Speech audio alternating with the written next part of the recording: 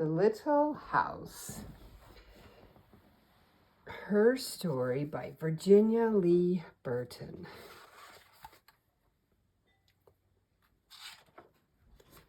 Story and pictures by Virginia Lee Burton. The Little House. Once upon a time, there was a little house way out in the country. She was a pretty little house, and she was strong and well built. The man who built her so well said, "This little house shall never be sold for gold or silver, and she will live to see our great-great-grandchildren's great-great-grandchildren living in her." The little house was very happy as she sat on the hill and watched the countryside around her. She watched the sun rise in the morning, and she watched the sun set in the evening. Day followed day, each one a little different from the one before, but the little house stayed just the same. In the nights, she watched the moon grow from a thin new moon to a full moon, then back again to a thin old moon. And when there was no moon, she watched the stars. Way off in the distance, she could see the lights of the city right there. The little house was curious about the city and wondered what it would be like to live there. There's the Little Dipper, the Big Dipper and the Little Dipper. Time passed quickly for the little house as she watched the countryside slowly change with the seasons. In the spring, when the days grew longer and the sun warmer, she waited for the first robin to return from the south. She watched the grass turn green. She watched the buds on the trees swell and the apple trees burst into blossoms. She watched the children playing in the brook. There they are. In the long summer days, she sat in the sun and watched the trees cover themselves with leaves and the white daisies cover the hill. She watched the gardens grow, and she watched the apples turn red and ripen. She watched the children swimming in the pool. There they are in the pool. In the fall, when the days grew shorter and the nights colder, she watched the first frost turn the leaves to bright yellow and orange and red. She watched the harvest gathered and the apples picked. She watched the children going back to school. There they are. In the winter, when the nights were long and the days short and the countryside covered with snow, she watched the children coasting and skating. Year followed year. The apple trees grew old and the new ones were planted. The children grew up and went away to the city. Now at night, the lights of the city seem brighter and closer. One day, the little house was surprised to see a horseless carriage. Look at all that. Coming down the winding country road, pretty soon there were more of them on the road and fewer carriages pulled by horses. Pretty soon along came some surveyors and surveyed a line in front of the little house. Pretty soon along came a steam shovel and dug a road through the hill covered with daisies. Then some trucks came and dumped big stones on the road. Then some trucks with little stones. Then some trucks with tar and sand. And finally a steamroller came and rolled it all smooth. And the road was done. Oh dear, look at the road. Now the little house watched the trucks and automobiles going back and forth to the city. Gasoline stations, roadside stands, and small houses followed the new road. Everyone and everything moved much faster than before. Look at all the houses. Oh, look at now what is around the little house. More roads were made, and the countryside was divided into lots.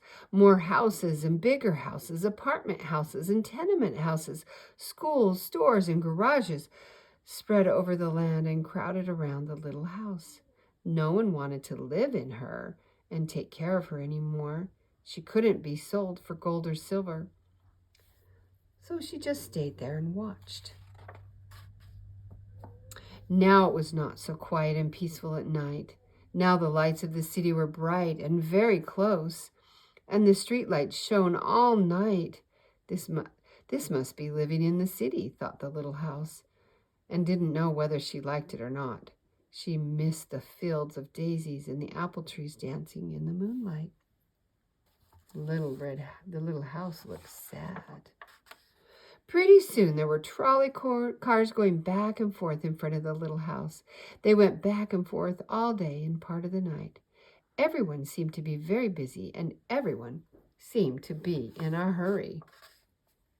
Pretty soon there was an elevated train going back and forth above the little house. The air was filled with dust and smoke, and the noise was so loud that it shook the little house. Now she couldn't tell when spring came, or summer, or fall, or winter. It all seemed about the same. Pretty soon there was a subway going back and forth underneath the little house. She couldn't see it, but she could feel and hear it. People were moving faster and faster. No one noticed the little house anymore. They hurried by without a glance. Poor little house, just looking sadder and sadder. Pretty soon they tore down the apartment houses and tenement houses around the little house and started digging big cellars, one on each side. The steam shovels dug down 3 stories on one side and 4 stories on the other. Pretty soon they started building up. They built up 25 stories on one side and 35 stories on the other. Oh, the poor little house. Now the little house only saw the sun at noon and didn't see the moon or stars at night at all. Because the lights of the city were too bright. She didn't like living in the city. At night she used to dream of the country and the field of daisies and the apple trees dancing in the moonlight. The little house was very sad and lonely. Her paint was cracked and dirty. How sad she is. Her windows were broken and her shutters hung crookedly. She looked shabby, though she was just as good a house as ever underneath. Then one fine morning in spring, along came the great-great-granddaughter of the man who built the little house so well. She saw the shabby little house, but she didn't hurry by. There was something about the little house that made her stop and look again. There she is, looking. She said to her husband, "That little house looks just like the little house my grandmother lived in when she was a little girl. Only that little house was way out in the country on a hill covered with daisies and apple trees growing around." They found out it was the very same house, so they went to the movers to see if the little house could be moved. The movers looked at the house all over and said, "Sure, this house is as good as ever. She's built so well we could move her anywhere." So they jacked up the little house and put her on wheels.